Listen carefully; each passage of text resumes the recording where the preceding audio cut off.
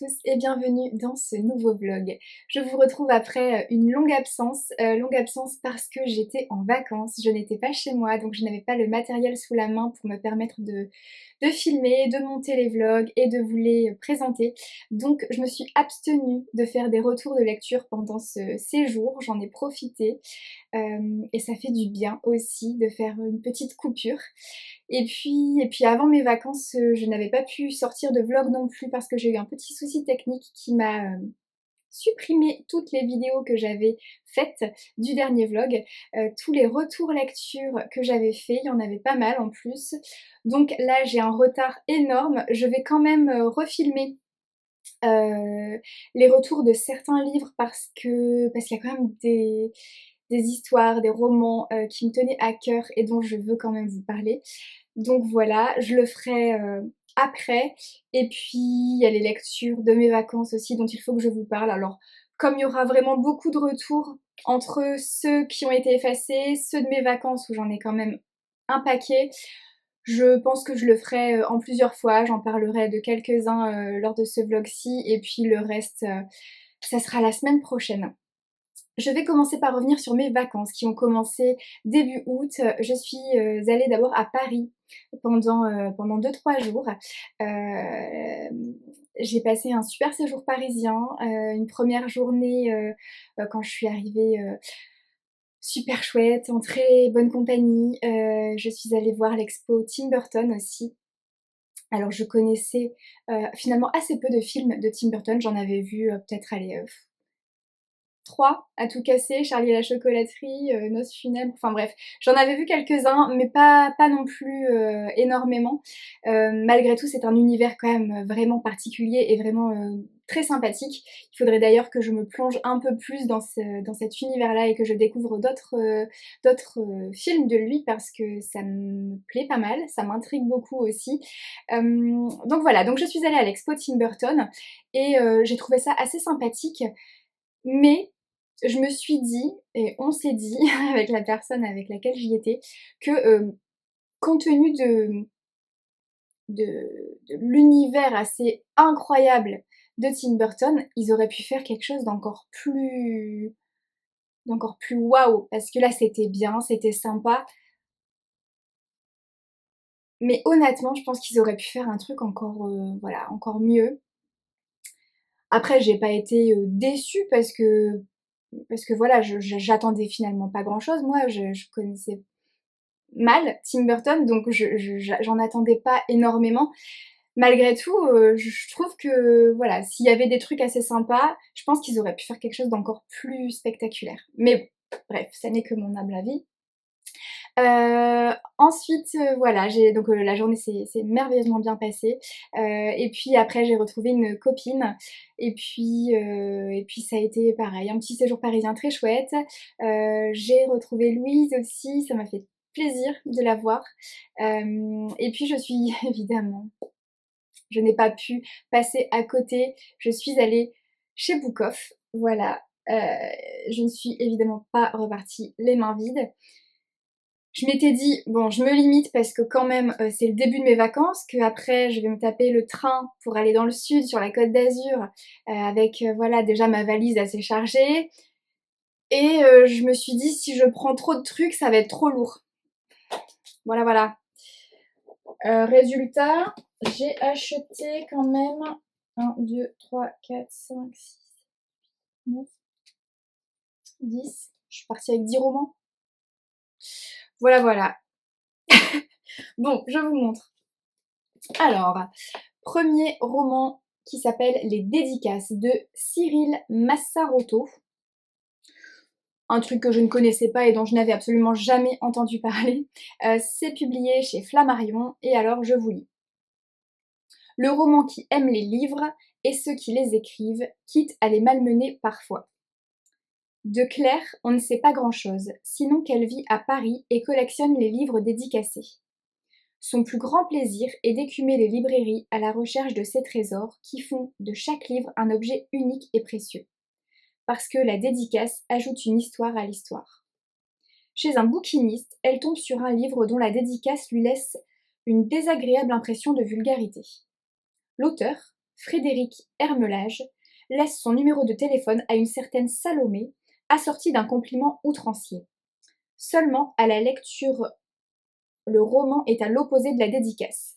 Subtil, élégant, comment expliquer un tel contraste? De librairie en salon du livre, Claire va alors se lancer sur les traces de cet écrivain discret jusqu'à franchir les règles de la fiction. Voilà, ça m'a intriguée, je me suis dit « Ah, allez, voilà !» Et de 1. Ensuite, Bientôt minuit de Marie Pavlenko chez Flammarion également. Pendant des années, Emma et Lucien se sont aimés en secret. Ils se sont promis de vieillir ensemble s'ils perdaient leur moitié.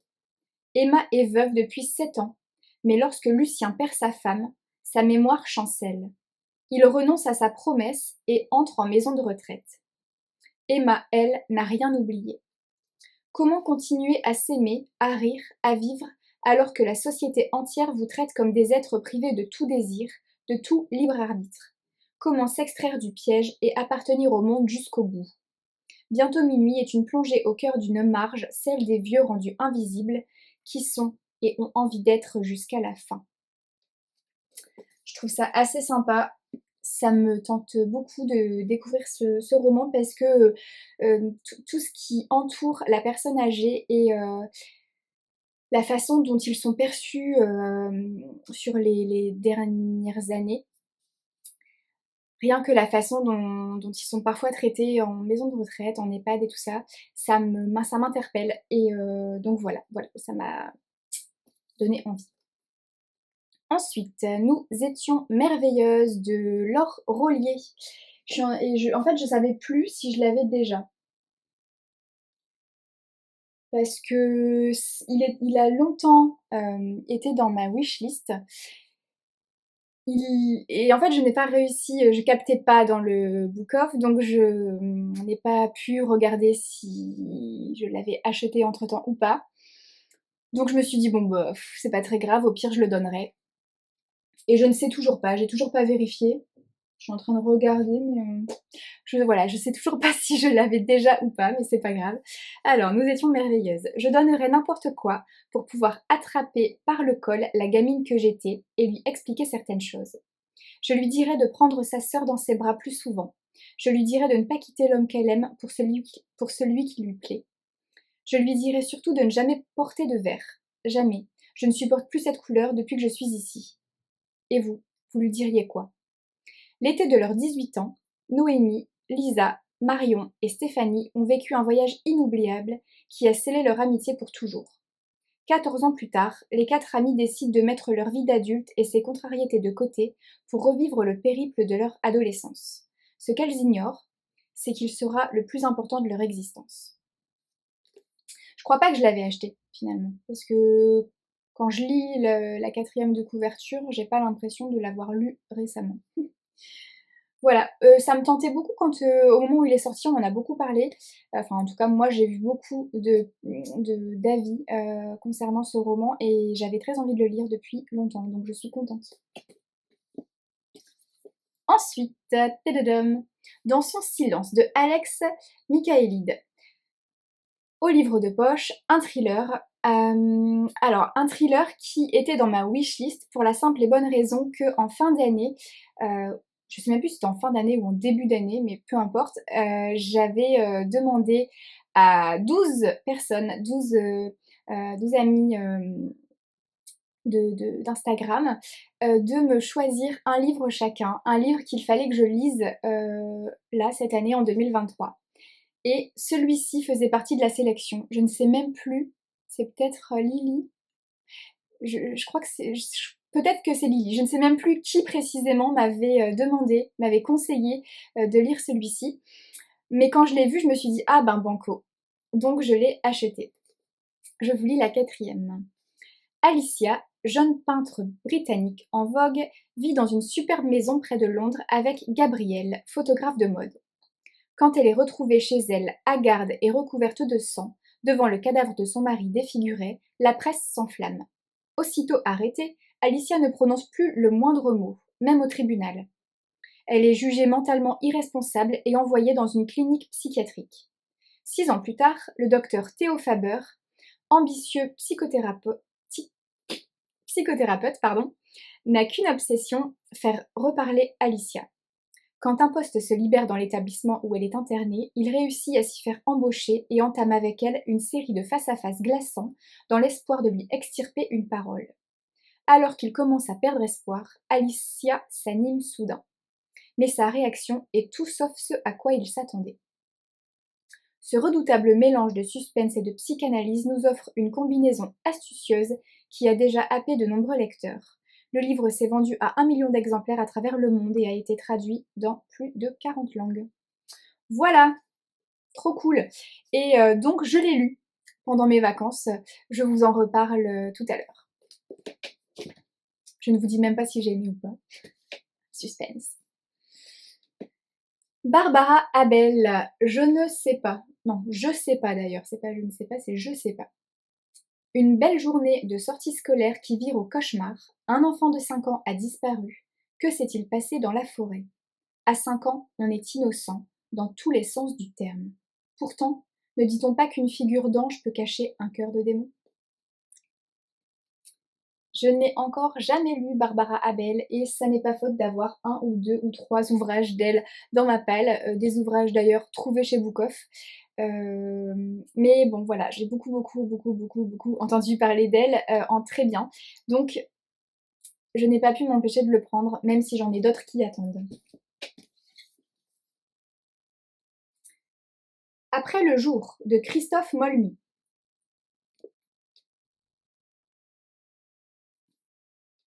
Alors, un roman policier rythmé et superbe entre engrenage et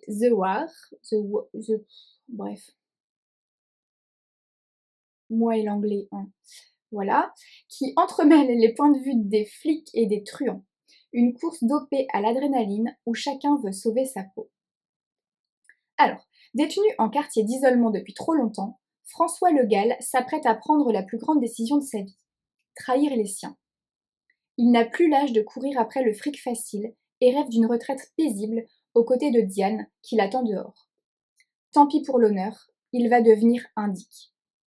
Mais la spirale du grand banditisme, les ravages de la vengeance et une affaire d'enlèvement d'enfants vont venir saccager ses espoirs. De son côté, la jeune flic Colline Lafleur a tout approuvé dans la brigade parisienne où elle vient d'arriver. Et ce Le Gall, elle ne le sent pas depuis le début. Le prix à payer sera cher pour aller au bout de leur enquête et parvenir peut-être à ramener un peu d'ordre et de justice dans ces vies furieuses. Et bien voilà, hâte de découvrir celui-ci également. Un petit Charleston traînait là. Je ne l'avais pas encore lu. Donc, j'ai même pas lu la 4e de couverture. J'ai vu que c'était en Charleston, je me suis dit, allez, hop, on l'embarque. L'année du flamant rose de Anne de Kinkelin. Anne, voilà. Finaliste du prix du livre romantique. Louise, Ethel, Caroline, 3 amies, joyeuses mais solitaires, partagent tout, leur peine et leur bonheur, leur passion aussi pour les belles choses. Toutes 3 sont des créatrices, des faiseuses de rêves, dans leurs ateliers qui se font face dans un passage parisien. Louise, joaillière, crée des bijoux qui réjouissent le cœur et les yeux. Ethel, corsetière, réveille les sentiments et les sens des amoureuses éperdues et des autres. Caroline, relieuse, redonne vie aux livres anciens tout en rêvant la sienne. Toutes 3 passionnées sont amoureuses de l'amour, mais celui-ci leur semble inatteignable. Le jour où Louise s'entiche d'un flamant rose empaillé, superbe et quelque peu étrange qu'elle installe dans son atelier, son regard sur la vie semble changer. Après sa rupture, elle est face à un défi. Se relever, tenir debout, comme le flamant sur une patte pour sa petite fille, Rose, malgré sa fragilité et les obstacles. Cette année, les 3 femmes sauront-elles trouver la force de se reconstruire? Sous l'œil d'un flamant rose, le chemin de vie de ces 3 femmes, pas parfaites, se dessine. Tadam! Suite. Au Happy Day de Anne-Laure Bandou et Jean-Claude Mourleva. J'avais déjà lu un roman, un livre, je crois que c'était d'ailleurs un truc épistolaire, de ces auteurs il y a quelques années, mais du coup ça m'a intriguée. Après 4 ans de silence et ce qu'il appelle son grand malheur, Pierre-Marie Soto décide d'écrire à Adeline Parmelan au sujet d'un certain carnet qu'il aurait laissé chez elle. Est-ce un prétexte pour reprendre contact avec elle, qu'il n'a jamais oublié depuis leur rupture? En ce cas, le moment paraît très mal choisi. Occupée par son prochain déménagement vers le Canada avec l'homme qui partage désormais sa vie, Adeline a bien d'autres projets en tête que de renouer avec lui. Seulement, c'est sans compter sur le lien indéfectible qui les attache l'un à l'autre. De surprise en confidence, leur correspondance va les entraîner dans un tourbillon inattendu d'émotions. Voilà, après le succès de Et je danse aussi, c'était ça que j'avais lu. Et donc c'est la suite de Et je danse aussi. Ça redonne vie au personnage de Et je danse aussi. Bah trop cool. Ensuite, Petite. Petite de Édouard Carré. Aux éditions Le Cherche Midi, ça c'est Louise qui l'a dégoté. Alors, tous les romans que je vous ai montrés avant, c'était des romans à 1 € dans la sélection des romans à 1 € parce que quand je vais là-bas, je ne vais que dans cette sélection-là. Je ne regarde même pas les romans à prix variable. Celui-ci, c'est Louise qui me l'a mis dans les mains. C'était un roman à prix variable, alors pas cher pour autant, hein, il a dû me coûter 3 € ou un truc comme ça. Mais elle m'a dit tu ne l'as pas lu, ce roman est génial, voilà, tu le prends. Je dis ok. J'ai même pas lu la 4e de couverture, j'ai fait entièrement confiance à Louise. Née à Strasbourg en 1761, la jeune Marie Groslow, Groschol,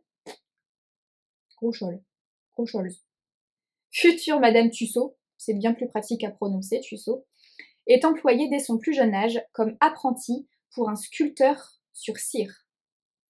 Lorsque le duo devient célèbre à Paris pour ses réalisations, Marie a pour modèle les plus grandes personnalités de l'époque. Voltaire, Rousseau, Benjamin Franklin, etc. Bientôt, elle est accueillie à la cour où elle prodigue des leçons de sculpture à la princesse Élisabeth, sœur du roi. 1789, la capitale entre en ébullition. La foule exige des têtes. C'est le début d'une incroyable décennie pour Marie, qui, échappant de peu à la guillotine, se voit chargée d'exécuter les masques mortuaires de ses amis les plus proches. Ouf, comme de ses ennemis les plus acharnés. Avec ce récit palpitant illustré de magnifiques dessins de l'auteur, Édouard Carré nous fait entrer dans l'intimité d'une femme au destin exceptionnel. Eh ben ouais, bah ça me tente pas mal. J'avais pas lu la 4e de couverture, donc je savais pas du tout à quoi m'attendre. J'ai juste fait confiance. Mais cette 4e de couverture me tente beaucoup. Ensuite, j'ai acheté Fille de la mer. Alors Fille de la mer, je ne l'ai pas acheté chez Book Off. Je l'ai acheté à La Griffe Noire, la librairie de Saint-Maur. Je n'étais jamais rentrée dedans jusqu'à maintenant et au détour d'une balade avec Cécile qui habite à proximité, nous sommes passés devant et donc je me suis dit c'est l'occasion. Pourtant j'étais déjà allée à Saint-Maur plusieurs fois, j'étais déjà passée devant cette librairie plusieurs fois mais j'avais jamais pris la peine de rentrer. Et alors quand on rentre là-dedans, waouh, c'est hyper coloré, il y a des couleurs flashy partout, il y a des avis de partout aussi. Certains disent que c'est un peu trop chargé, mais alors moi j'ai trouvé ça absolument génial. Je trouve que ça donne hyper envie. Ça donne hyper envie d'aller lire, et de tout découvrir. Moi j'ai trouvé ça trop bien cette librairie. Bref, et donc Fille de la mer, je suis tombée sur Fille de la mer qui était... il y avait tout un tas de romans comme ça, on pouvait pas passer à côté. Et comme Louise m'en avait parlé la veille, elle me l'avait vivement recommandé parce qu'elle l'avait vu chez Book Off, je me suis dit, bon allez, je craque et je le prends. À savoir qu'en fait il était chez Book Off, je ne l'ai pas pris chez Book Off parce qu'il était dans la catégorie prix variable et qu'un roman d'occasion, de poche, à un prix variable de 5 ou 6 €, pour moi c'est pas possible. Je préfère mettre 1 € de plus et l'avoir neuf plutôt que voilà, enfin je comprends pas en fait. Enfin, surtout quand on voit la sélection de romans qui sont à 1 €, il y a des trucs absolument incroyables. Moi, non, un roman d'occasion qui est en revente chez Book Off à 5 ou 6 €, je regarde même pas en fait. Bref, C'était un petit aparté. Mais toujours est-il que Fille de la mer de Marilyn Bracht aux éditions Pocket m'a été vivement recommandée. Corée, 1943. Anna a vécu toute sa vie sous l'occupation japonaise. En tant que Aenyo, femme plongeuse en mer, elle jouit sur l'île de Jeju d'une indépendance que peu d'autres Coréennes peuvent encore revendiquer. Jusqu'au jour où Anna sauve sa sœur cadette, Emi, d'un soldat japonais et se laisse enlever à sa place. Elle devient alors, comme des milliers d'autres Coréennes, une femme de réconfort en Mandchourie. Emi passera sa vie à chercher Anna et à essayer d'oublier le sacrifice que sa sœur a fait. Mais les AN mais les Aenyo, c'est super dur à dire, Aenyo, sont des femmes de pouvoir et de force. Plus de 60 ans plus tard, Amy saura-t-elle affronter le passé et les horreurs de la guerre pour retrouver enfin la paix. C'est un premier roman apparemment. Ah, prix coup de cœur Saint-Maur en poche 2018. Bref, j'ai hâte de pouvoir le découvrir parce qu'on m'en a dit tellement de bien. Louise me l'a hyper bien vendu. Elle m'a dit qu'il était incroyable. Il a sorti à ma chemise. Voilà, le détail fictif.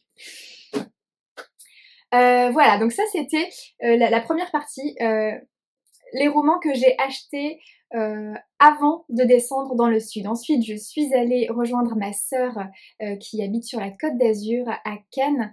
J'ai passé une semaine très très très chouette là-bas. J'ai trouvé le soleil, ce que je n'avais pas du tout dans le nord avant de partir.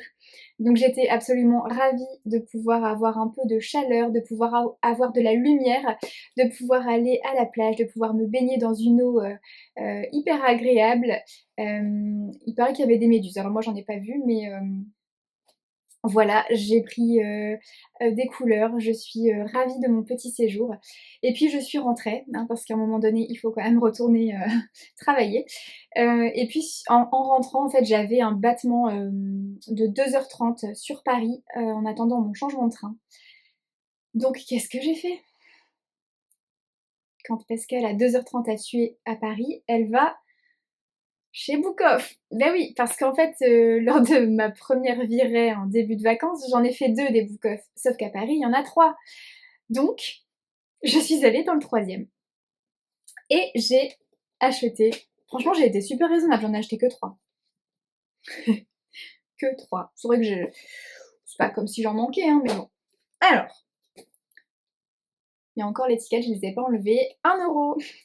Les papillons de Barcella aux éditions Cherche Midi. Cette couverture, en fait, elle m'a parlé parce que je l'ai beaucoup vu passer sur les réseaux sociaux à un moment donné. Et donc ça m'a appelée. Rêveur déchu du XXIe siècle, Alexandrin a perdu ses papillons. Vous savez, ceux qui virevoltent au creux de nos ventres endormis lorsqu'on tombe amoureux. Ceux dont le doux bruissement nous émerveille. Au détour d'un hasard, la jeune Marie croisera sa route et l'aidera à renaître. Mais Marie porte en elle un silencieux fardeau avec lequel il devra composer avant de réentendre ce doux murmure. C'est un premier roman. Avec Les Papillons, qui est donc son premier roman, Barcella nous offre un récit traversé par le conte à la lisière de l'onirisme. Un univers à la fois poétique, sensible et malicieux. Des personnages symboliques et singuliers comme autant de petits cailloux placés sur nos routes pour que renaisse une ode oubliée. Je trouve ça hyper joli et même la façon dont est amenée la 4e de couverture est ultra poétique. Voilà. Ensuite, Dites-moi qu'elle est vivante de Anne de Pasquale. Disparue, volatilisée. Les mots vides de sens résonnent dans la tête d'Hélène lorsqu'elle raccroche le téléphone. Jenny, sa fille de 14 ans, jeune fille au père à Paris, n'a pas donné signe de vie depuis 10 jours. Quelques semaines plus tard, lorsque la meilleure amie de Jenny est retrouvée assassinée, la police conclut au pire. Mais Hélène refuse de perdre espoir. Seule, elle décide de continuer les recherches. Pourtant, le danger rôde, car elle est plus proche de la vérité qu'elle le croit. Pourra-t-elle retrouver sa fille avant qu'il soit trop tard? Le pitch me plaît trop, donc j'ai hâte de pouvoir le découvrir. Il m'a coûté 1€ également. Et enfin, Lectio Letalis. Lectio, Lectio, de Laurent Philippari. Alors, Paris, un assistant d'édition tout juste embauché se tranche les veines à la lecture du premier manuscrit qui lui est confié. C'est la 3e fois en quelques semaines que le même scénario suicide se produit dans cette maison d'édition. Bordeaux. Le lieutenant Gabriel Barias, ancien indique devenu flic, enquête sur l'assassinat atypique d'un psychiatre massacré par un rapace dans son cabinet en pleine consultation. 2 affaires éloignées en tout point, et pourtant, un nom apparaît dans les 2 dossiers d'enquête, celui d'Anna Jensen, l'unique survivante d'un suicide collectif survenu 10 ans plus tôt dans une secte dressant des animaux à tuer.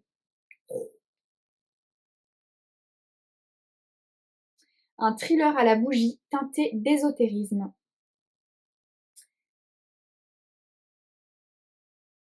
Ah bah c'est marrant.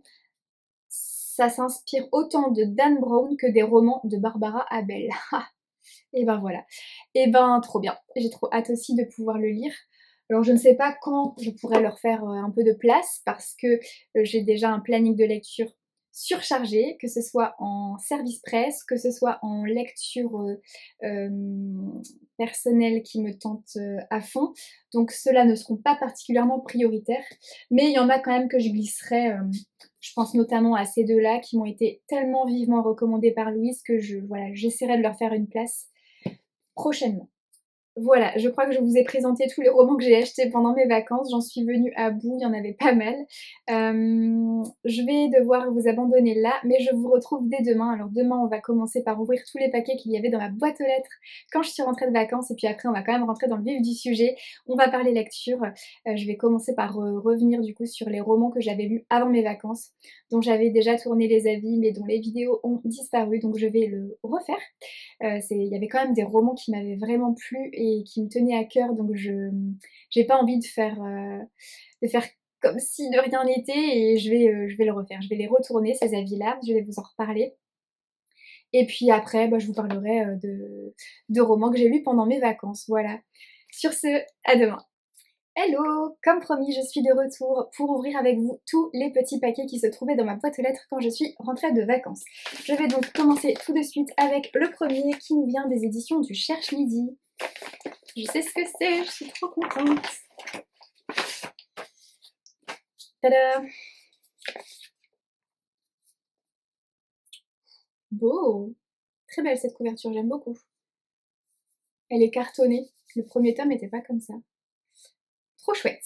Il s'agit donc du tome 2 de C.A. Lermer, du club des amateurs de romans policiers. Le premier tome, c'était celui-ci. Ils étaient 7. Et j'avais beaucoup aimé. Franchement, j'en garde un super souvenir. Donc c'est avec grand plaisir que je reçois le tome 2, Le crime du SS Orient. Orient. Bref, on s'en fout. Entre Mort sur le Nil et Le crime de l'Orient Express, le retour du club des amateurs de romans policiers. Nos 6 membres du club des amateurs de romans policiers ont, croient-ils, de la chance. Alicia et ses amis embarquent en effet avec 400 autres vacanciers pour une croisière de luxe à bord du SS Orient. Réplique d'un glorieux modèle à vapeur qui naviguait jadis entre l'Angleterre et l'Australie. Un voyage dans le temps infusé de charme et de glamour. Oui, mais pas seulement. Un passager est en effet bientôt retrouvé mort dans son lit. Puis un autre disparaît en pleine nuit. Et un troisième est poignardé. Terreur en mer, et pas d'échappatoire. Puisqu'il n'y a sur le bateau ni détective belge ni vieille dame de la campagne anglaise, les membres du club, tous férus de meurtres en huis clos, se mettent à enquêter. Ils ont peu de temps, peu d'indices et d'innombrables soupçons. Avec cette aventure trépidante et pleine de rebondissements peuplée de personnages délicieusement excentriques, C.A. Lermer rend une nouvelle fois hommage aux reines du roman policier et du cosy crime, à lire à l'heure du thé et des plaisirs coupables. Trop chouette! Trop chouette. J'adore, on aime. Je vais le lire à la fin du mois. Mais c'est trop cool! Trop bien. Trop trop bien. Alors, next.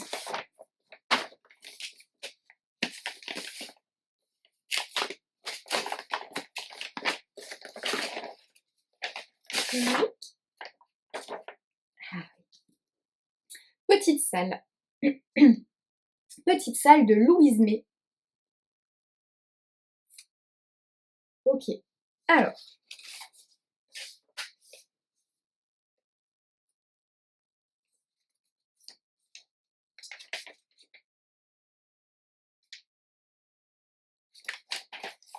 C'est un roman qui est sorti aux éditions du Masque. Ouais. Le bandeau. On s'en fout. Alors, je vais vous lire la 4e de couverture. La terre est riche, parfois elle y pense. La terre est riche, la boue est riche, elle pas. Tout le monde est plus riche qu'elle, même la boue. Catherine est pauvre, Catherine fait sale, Catherine parle peu. Elle n'aime pas qu'on la regarde. Les filles qu'on regarde ont des problèmes. Au domaine où elle travaille, elle fait partie de ces invisibles, grâce à qui la ferme tourne.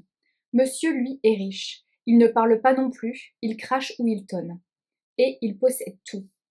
Mais quand sa petite fille de 4 ans disparaît ce jour glacé de février 1969, monsieur perd quelque chose d'une valeur inestimable. Dans cette vallée de champs de betteraves, où chaque homme et chaque femme est employé de près ou de loin par monsieur, 2 flics parisiens débarquent alors pour mener l'enquête avec les gendarmes. Car une demande de rançon tombe. Mais le village entier semble englué dans le silence et les non-dits. Personne ne veut d'ennui avec monsieur, à commencer par Catherine. Catherine qui se fait plus discrète et plus invisible encore. Catherine qui est la dernière à avoir vu la petite. C'est un roman que je reçois dans le cadre du prix du Festival sans nom puisque je suis membre du jury et donc je vais le lire au cours du mois pour pouvoir voter en toute connaissance des romans qui font partie du prix. Hop là, ensuite, j'ai reçu un t-shirt Muse.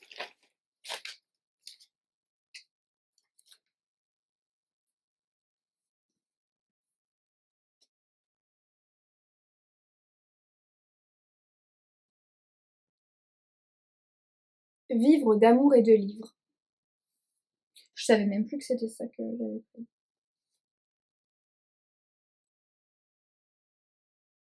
Je me rappelais même plus.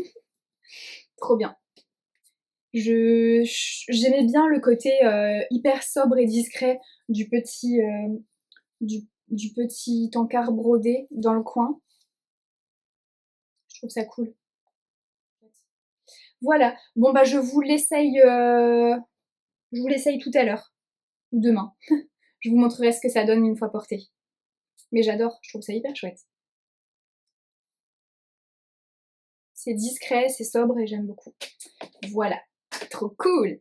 Et d'ailleurs, je vous le mettrai, mais j'ai un code promo pour la marque Muse qui offre, je crois, 15% de réduction sur l'ensemble des t-shirts, enfin sur l'ensemble des articles de la boutique Muse. Donc bah voilà, n'hésitez pas, si toutefois ça vous intéresse, je ne suis absolument pas rémunérée lorsque vous achetez quelque chose avec mon code, hein, mais ma foi, 15% ça se prend. Donc voilà, sur ce, je poursuis l'ouverture des paquets avec celui-ci.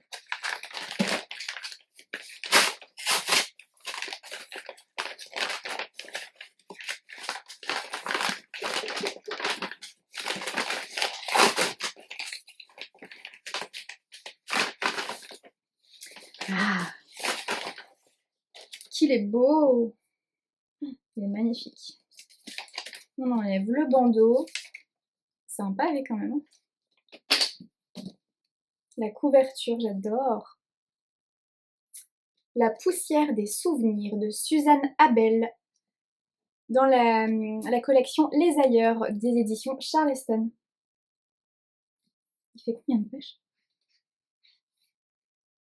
550. Bah ouais, c'est un beau bébé. Hein. Alors, Cologne 2015. À 83 ans, Greta vit confortablement dans un très bel appartement sur les bords du Rhin. Et même si elle aimerait voir son fils, célèbre reporter pour une grande chaîne de télé, plus souvent, elle ne manque pas d'occupation. Seulement, depuis quelque temps, elle ne se sent plus tout à fait dans son assiette, les mots lui échappent, les objets aussi parfois. Mais tout cela est bien normal à son âge, n'est-ce pas? Ce qui la trouble, ce sont les images qui affluent et la taraudent. Des images du passé qui la ramènent dans l'Allemagne de l'après-guerre, celles des privations, celles de la faim et du froid, mais aussi celles des GI américains et des clubs de jazz quand elle était encore une jeune fille gaie, débrouillarde et follement amoureuse. Greta comprend alors que le secret qu'elle gardait soigneusement enfoui est en train de la rattraper et qu'elle ne peut plus lui échapper. Susanna Bell signe un roman bouleversant qui lève pour la première fois le voile sur un pan méconnu des années de l'après-guerre, le Brown Baby Plan, lors duquel des milliers d'enfants allemands arrachés à leur mère furent envoyés aux États-Unis. Alors je ne connais effectivement pas ce pan de l'histoire-là. Je vais me faire un malin plaisir de le découvrir en lisant ce roman. J'aime trop cette couverture. Je la trouve sobre et en même temps, elle a un côté épuré et en même temps elle est classe, elle est élégante. J'adore. Trop cool. Trop cool. Je suis trop contente. Je vais pas le mettre là parce qu'il va tomber. Hop! Ensuite,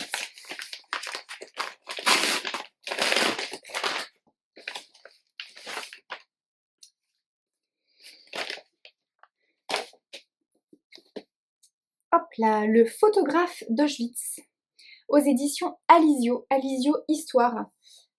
La bouleversante histoire du prisonnier qui fixa pour l'éternité l'horreur nazie.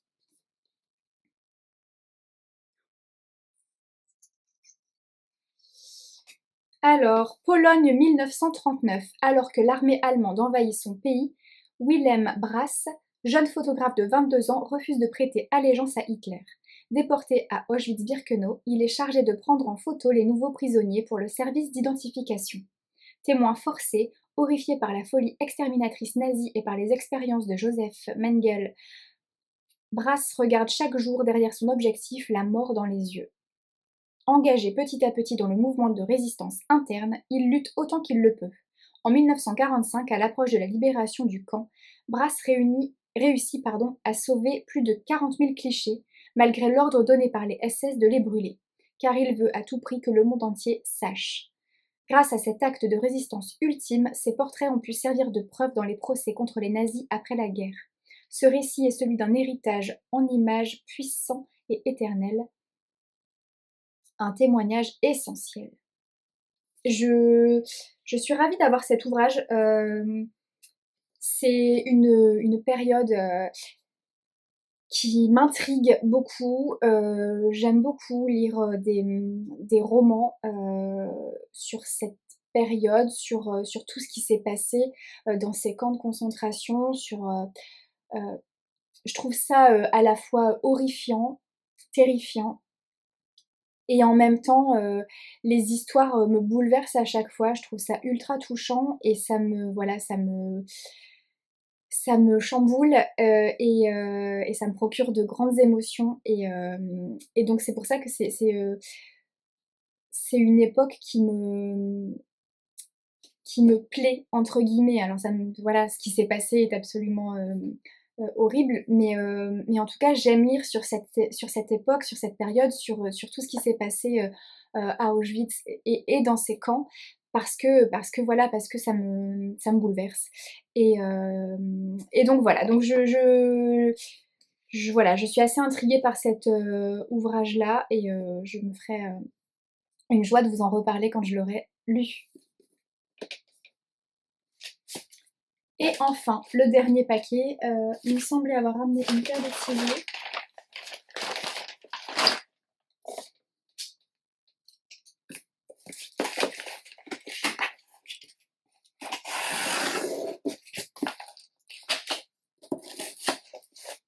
Hop.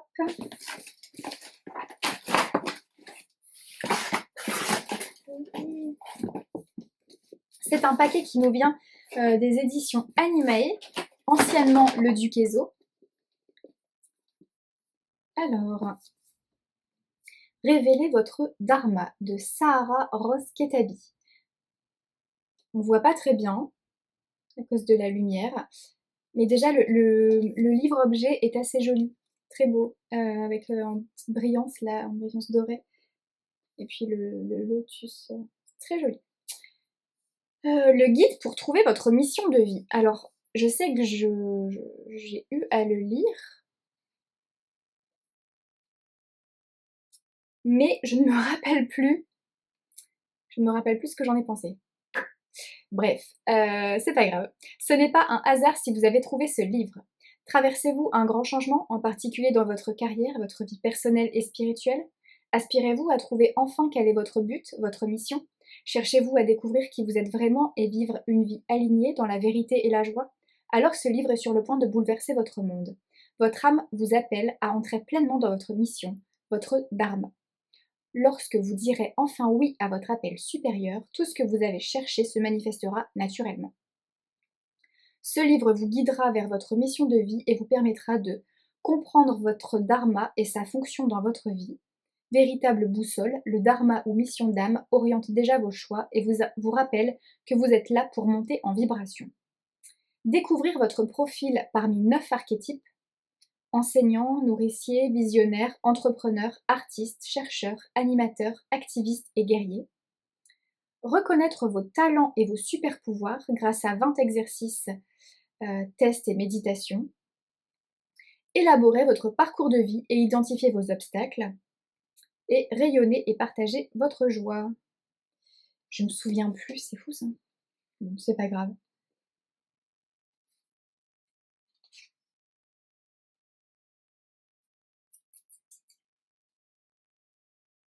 C'est pas grave, j'essaierai de retrouver, j'espère l'avoir noté quelque part quand même, mon petit ressenti. Et puis voilà, j'en ferai une chronique sur Instagram. Et puis, un petit ouvrage, Message d'avenir, de Laurelène Fantino, qui est une de nos copines gardiennes le duc Ezo, gardienne animae de cette année. Les réponses de ton avenir sont entre tes mains. Ton avenir te semble incertain et tu aimerais avoir des réponses à tes questions. Que ce soit sur le plan sentimental, professionnel, personnel ou familial, ce livre est fait pour toi. Ferme les yeux, fais le vide dans ton esprit et concentre-toi sur ta question. Défile les pages et arrête-toi sur celle qui attire ton âme. Découvre la réponse que t'adresse l'univers. Alors, ok, on se le teste. Faut que je pense à une question.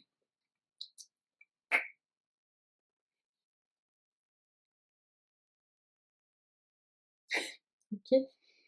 Les problèmes administratifs vont devoir être réglés. Ok. Ça n'est pas particulièrement en lien avec la question que j'avais en tête, mais en même temps, c'est pas faux.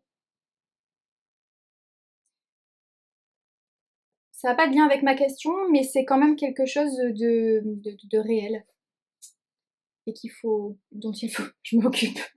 Ok, bon.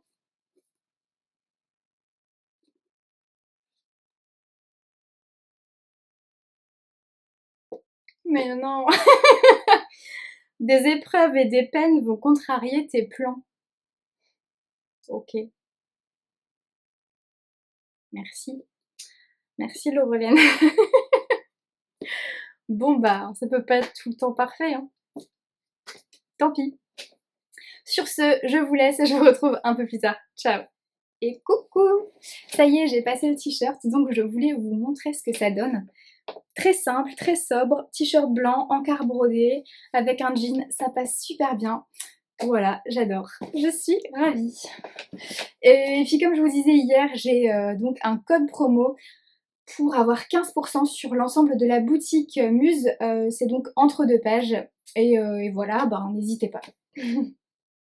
Me voilà confortablement réinstallée et prête à attaquer On a du taf, il y a beaucoup de romans dont il faut que je vous parle, donc je ne vais pas perdre plus de temps et c'est parti. Je commence avec La promesse de Solveig, qui est le 3e tome des héritières de Loanof, écrit par Corinna Baumann et publié aux éditions Charleston.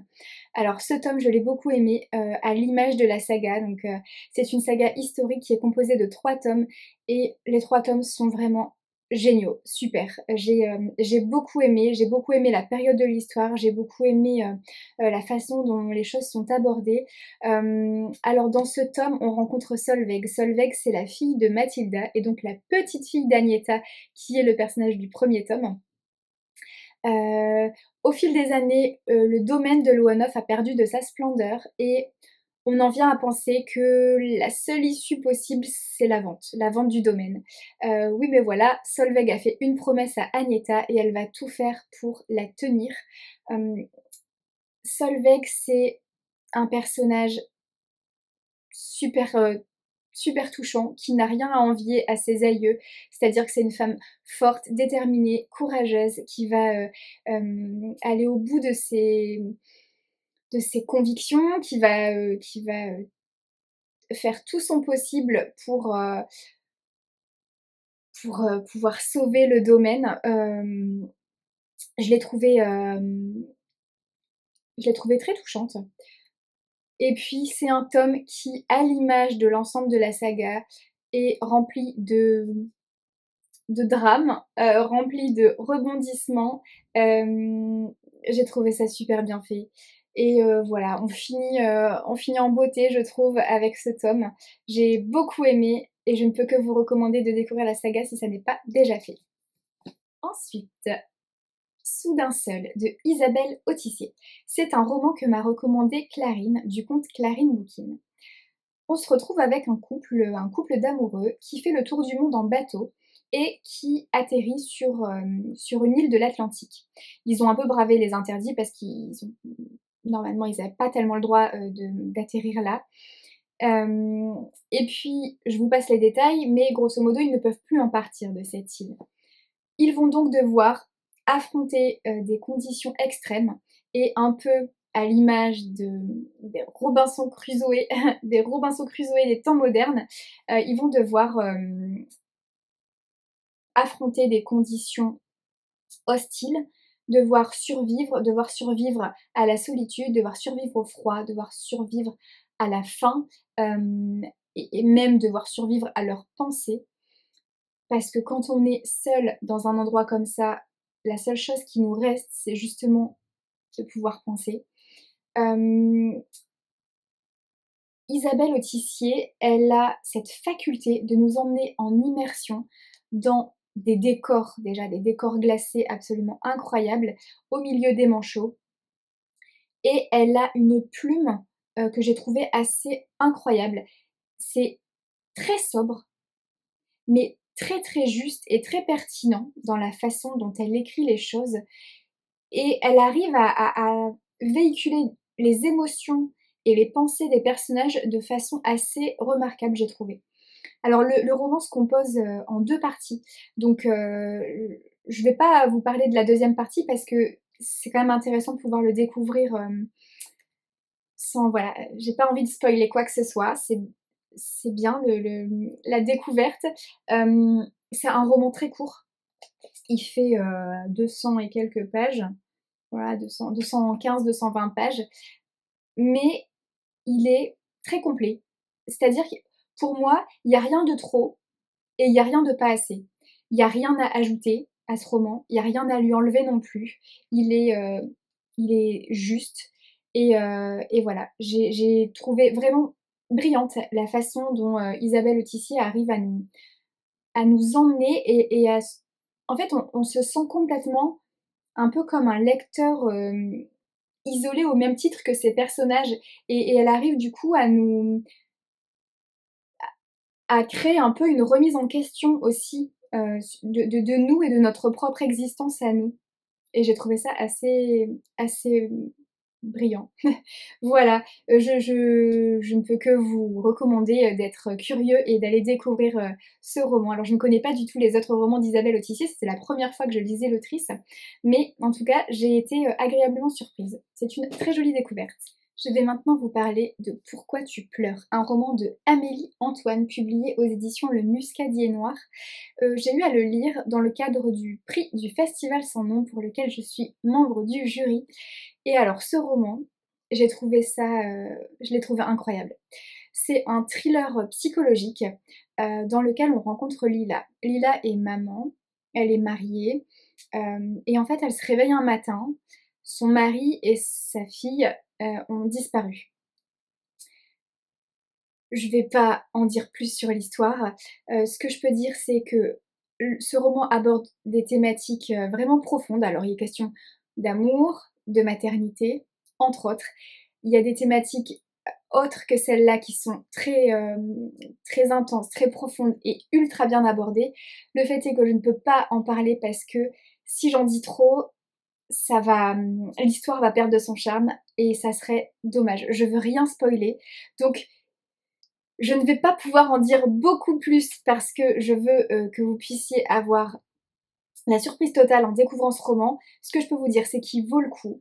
C'est que la construction de ce roman est brillante. Ça se fait en 3 actes et plus on avance en fait dans la lecture du roman, plus l'histoire prend une tournure différente. Une tournure à laquelle on ne s'attend pas du tout, enfin en tout cas à laquelle moi je ne me suis pas du tout attendue, au début de l'histoire. Ça donne une lecture différente de cette histoire-là. J'ai trouvé que c'était ultra bien fait. Il y a une alternance aussi passé-présent qui est, très bien faite et qui, au-delà de donner du rythme, au récit, à la lecture et tout ça, ça rajoute encore plus de mystère finalement. Hem, Vraiment, j'ai trouvé que c'était très, très bien fait. Ça nous plonge dans,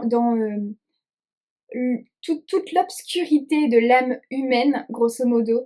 Hem, c'est brillant, c'est intense, c'est poignant, cette histoire, est surprenante, elle remue, elle aborde des sujets, vraiment, ultra importants et elle le fait de façon remarquable. Je peux pas en dire beaucoup plus, si ce n'est que c'est un roman noir, un roman sombre, qu'il est addictif, et que je peux que vous recommander de le découvrir, vraiment. Je suis désolée de pas pouvoir en dire plus, mais je peux pas en dire trop parce que sinon ça va vraiment perdre de son charme si vous le lisez après m'avoir écoutée, donc je peux pas en dire plus. Mais vraiment, c'est brillant. Voilà. Sur ce, je vais devoir vous laisser, mais je vous retrouve, demain ou après-demain pour vous parler de nouveau d'autres romans. Hello! Je vous retrouve pour venir vous parler de ce roman, Enfermé de Jacques Saucé aux éditions Le Livre de Poche. Alors, ce roman, ça a été un véritable coup de cœur. Ça va être un peu compliqué pour moi d'en parler pour 2 raisons. La première, c'est que ça a effectivement été un roman coup de cœur, un roman coup de poing, un roman que j'ai trouvé absolument incroyable, remarquable. Hem, la lecture a été à la fois très dure, très violente par moments et en même temps remplie d'émotions. Donc quand c'est comme ça, quand j'aime autant un roman, c'est toujours un peu compliqué pour moi d'en parler et de retranscrire avec, précision, ce qui m'a voilà, la façon dont j'ai vécu les choses et dont je l'ai ressenti. Et au-delà de ça, ce qui est encore plus compliqué, la deuxième raison, c'est que ça fait maintenant, déjà 3 semaines que je l'ai lu. J'avais déjà tourné la vidéo, de retour de cette lecture-là. Le fait est qu'elle fait partie des vidéos qui ont disparu, à cause de mon petit souci technique et que donc c'est le deuxième jet et le premier jet, je l'avais fait juste après ma lecture, donc tout était encore hyper frais dans ma tête, tout était encore, chargé de l'émotion que j'avais ressentie pendant ma lecture. Et là, bah, forcément, comme c'est un peu à distance, ça va être un peu différent. Mais c'est pas grave, je vais essayer, de voilà, d'être, assez, précise, quand même et de vous dire comment j'ai ressenti les choses.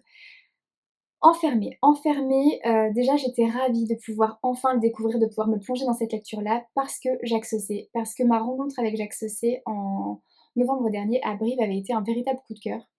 Un coup de cœur qui s'est confirmé à Saint-Maur, en juin dernier. Donc j'avais hâte de pouvoir enfin découvrir l'auteur.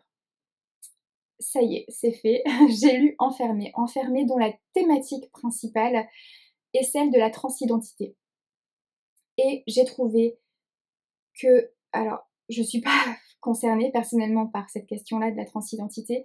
Malgré tout, j'ai trouvé que le ton était très juste et très respectueux, de la part de Jacques Saussé. Hem, alors dans ce roman, on rencontre Virginie. Virginie qui, n'est pas née dans le bon corps. C'est une femme qui est née dans un corps d'homme et donc elle est enfermée dans ce corps. Et ce qui est brillant, c'est que dans ce roman, il y a un parallèle d'enfermement qui est fait. Virginie a eu une peine de prison et donc il y a un parallèle qui est fait entre l'enfermement qu'elle a dû vivre dans cette prison, pendant sa détention, dans une cellule, dans un endroit où elle a, été, violentée, où elle a beaucoup souffert, tant physiquement que psychiquement. Et il y a donc ce parallèle qui est fait avec ce côté, enfermement dans le mauvais corps, où, encore une fois, il est question de souffrance physique et psychologique. J'ai trouvé que ce parallèle-là était, brillant, était remarquable, et que l'histoire de Virginie n'aurait pas pu mieux coller à ce personnage. Voilà, c'est déjà rien que ça, voilà, on se dit: «Super, il a tout compris». Au-delà de ça, j'ai trouvé que du coup la thématique de la transidentité était ultra pertinente et ultra bien abordée, avec vraiment énormément de respect. On arrive à quand même vraiment bien comprendre, la souffrance en fait, psychologique dont il est question, le côté, acceptation, déjà, acceptation soi de ça, l'acceptation de l'autre, le regard de l'autre, l'acceptation des proches.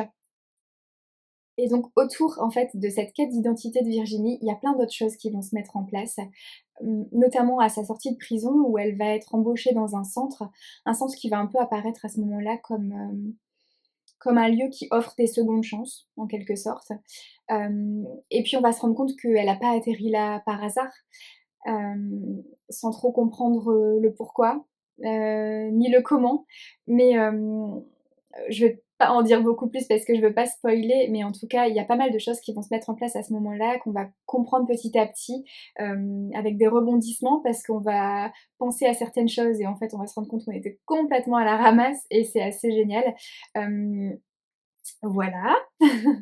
Au-delà de ça, c'est un roman, qui est très, très, très dur, qui est rempli d'une sorte de noirceur comme ça, qui m'a moi, complètement désarmée.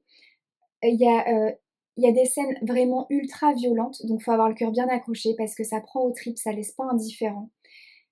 Mais heureusement, Jacques Saussé réussit l'exploit de parsemer, quand même l'histoire et le récit d'humour, qui est le bienvenu et qui allège un peu le tout. Parce que Jacques Saussé a une plume assez incroyable. C'est-à-dire que quand j'ai commencé à lire le roman, le prologue, j'ai trouvé qu'il avait une plume qui était poétique. J'ai trouvé ça ultra poétique. Et en même temps, quand on continue de lire, qu'on poursuit, on se dit: «Ah non, c'est pas que poétique, hein, la plume de Jacques Saussé est aussi parfois ultra cash et ultra brutale». Et en même temps, par moments, il y a des notes d'humour et par moments, il arrive même l'exploit de réunir le côté cash, brutal et poétique et on se dit: «Mais comment il a fait ça?» Et l'humour qu'il met aussi dans ce roman, bref, c'est brillant. Le tout est ultra bien fait. J'ai trouvé ça génial. Et puis alors l'intrigue est top, ultra bien pensée, ultra bien réalisée, c'est hyper pertinent. Hem, ah, il y a plusieurs moments où franchement j'avais les larmes aux yeux et je me suis dit: «Ah putain», parce que ce qu'on croit être n'est pas, qu'il y a d'autres choses en fait en dessous. En fait, je veux pas trop en dire parce que je veux laisser quand même la surprise. Ce roman, il faut le lire, il faut le découvrir. Alors après, ça passe ou ça casse. Hem, pour moi, ce roman, il va pas convenir à tout le monde, il va pas plaire à tout le monde. Je pense qu'il y a pas mal de personnes qui pourraient même, ne pas aller au bout du roman, hem, parce que parce que c'est dur, parce que c'est violent, parce qu'il y a des scènes, assez brutales, des scènes, de sexe aussi, heu, il y en a beaucoup et je sais que ça pourrait déranger. Alors moi, j'ai trouvé que c'était hyper approprié dans ce roman-là, par rapport à la question de la transidentité, parce que la question, de la sexualité par rapport à ça, elle reste importante. Donc j'ai trouvé que c'était, pertinent. Après, ça pourrait ne pas plaire à tout le monde. Ça voilà. Donc je pense réellement que ce roman, ça passe ou ça casse. Vous l'avez compris, moi j'ai été, complètement conquise, j'ai trouvé ça, vraiment brillant. Je sais pas quoi vous dire de plus. Alors, j'avais fait une vidéo beaucoup plus étoffée, beaucoup plus, voilà. Mais là, à distance comme ça, c'est beaucoup plus compliqué pour moi d'en parler avec vraiment, avec une justesse, hem,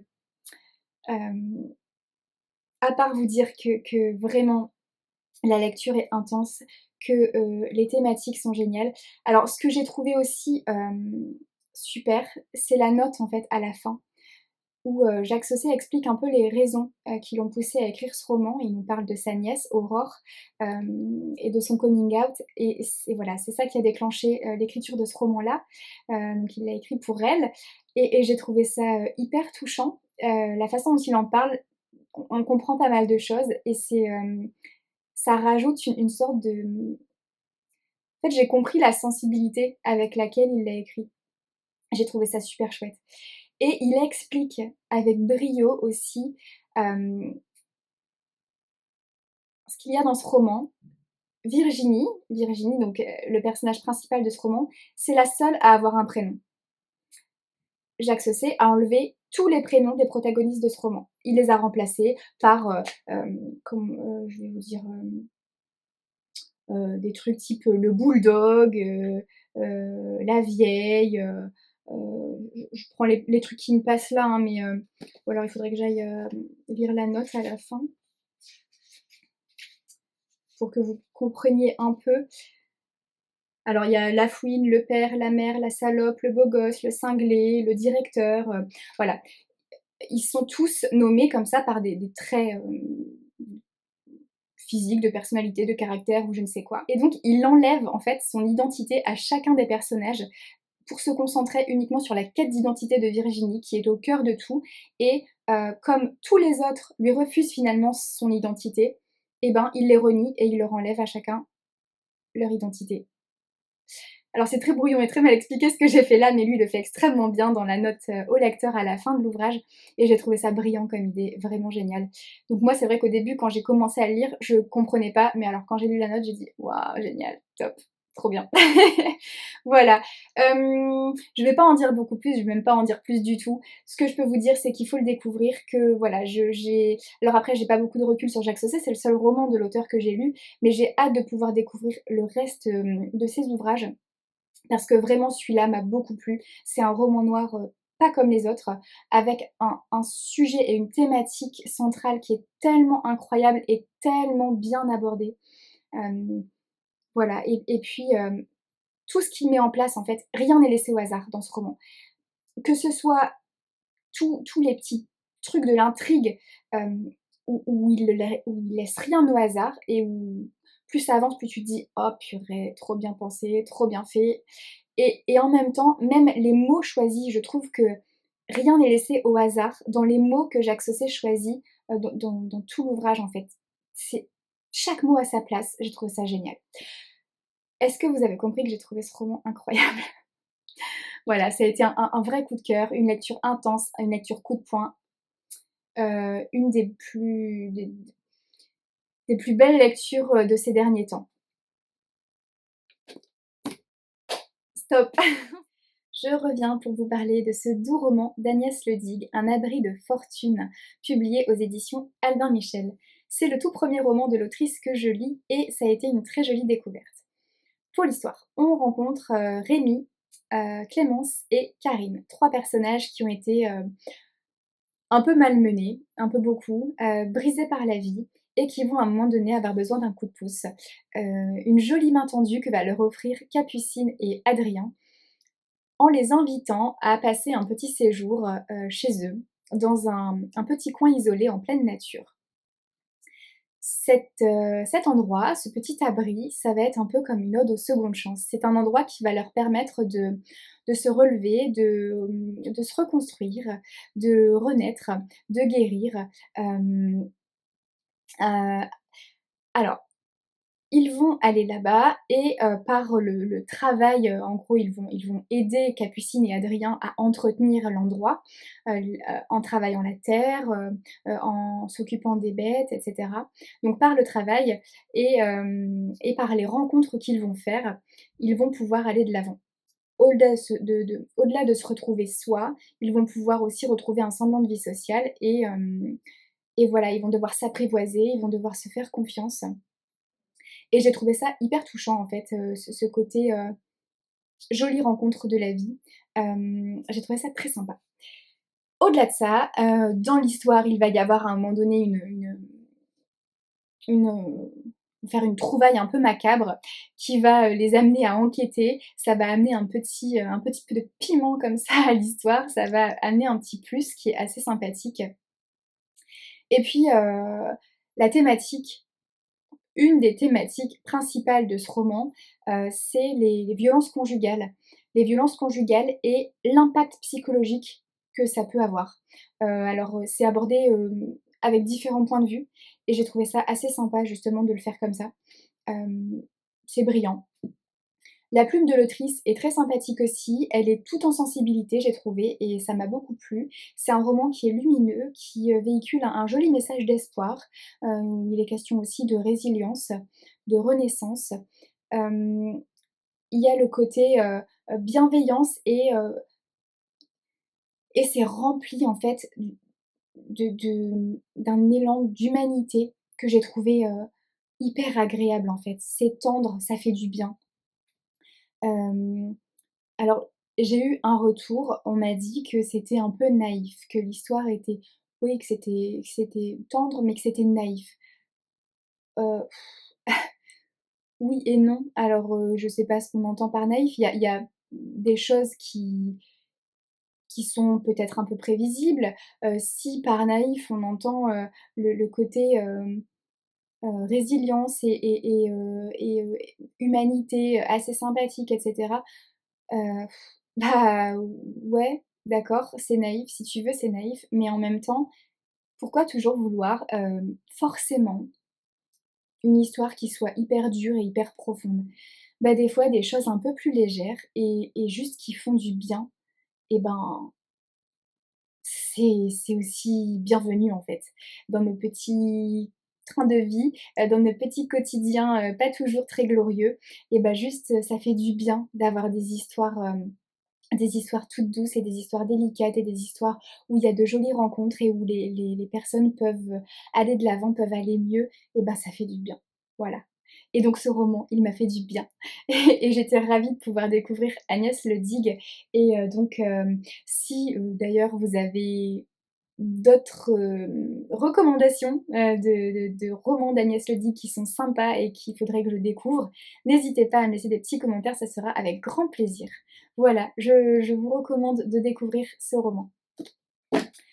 Sur ce, je vous abandonne et je vous retrouve un peu plus tard. Coucou! Je vous retrouve pour vous parler d'un nouveau roman que j'ai lu pendant mes vacances. Là, j'ai terminé de vous parler des romans que j'avais lus avant mes vacances, donc je vais pouvoir commencer à vous parler de romans que j'ai lus pendant mes vacances. Par contre, pour éviter de faire un vlog qui soit trop long, parce qu'un vlog de 2 heures, ça va vite vous saouler, vous allez pas regarder, l'ensemble, ça va être trop long. Pour éviter ça, je vais juste vous parler d'un dernier roman et puis, après, voilà, la semaine prochaine, je vous parlerai de tous les romans, que j'ai lus pendant mes vacances.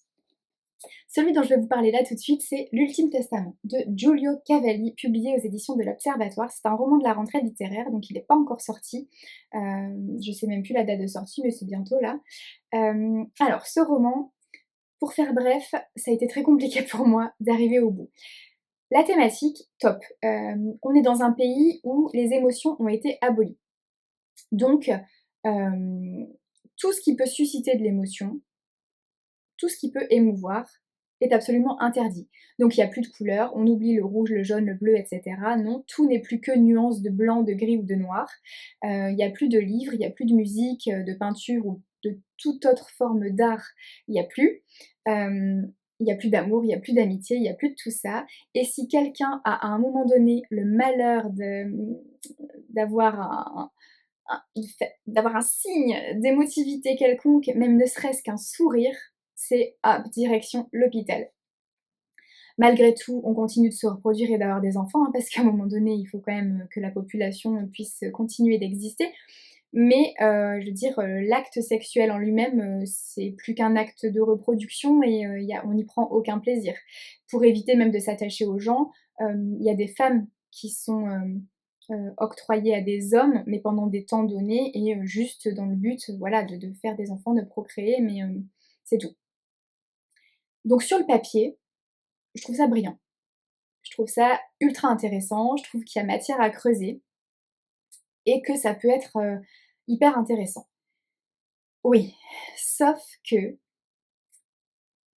la forme de ce roman est vraiment ultra particulière parce que, en fait, les dialogues, il y a pas mal de dialogues dans ce roman et tous les dialogues sont complètement noyés dans le texte. C'est pas Il y a pas des tirets à la ligne pour les dialogues, non. C'est, il y a la phrase, il y a pas de il y a pas il y a même pas de guillemets, en fait. Il y a juste des phrases, des virgules, des phrases, des virgules. On Du coup, ça rend le truc ultra brouillon. On a l'impression qu'il y a aucune mise en page, en fait. Donc on s'y perd, on sait pas qui parle, franchement, j'ai dû relire, plein de fois certains passages parce que je comprenais pas où j'en étais. Ça demande un effort de concentration ultra important, hem et en fait, ça m'a gonflée. Ça m'a vraiment gonflée. Cette mise en page, j'ai trouvé ça, pas approprié du tout, en fait. Et ça, voilà, ça fait que j'ai pas du tout réussi à passer outre ça et à rentrer dans l'histoire. Alors que, bah, franchement, le thème me plaisait vraiment beaucoup, mais j'ai peiné. Là, vraiment, j'ai peiné. J'ai même hésité à abandonner ma lecture parce que j'y arrivais pas, en fait. Donc, je vais même pas parler davantage de l'histoire parce que c'est pour moi, c'est un flop.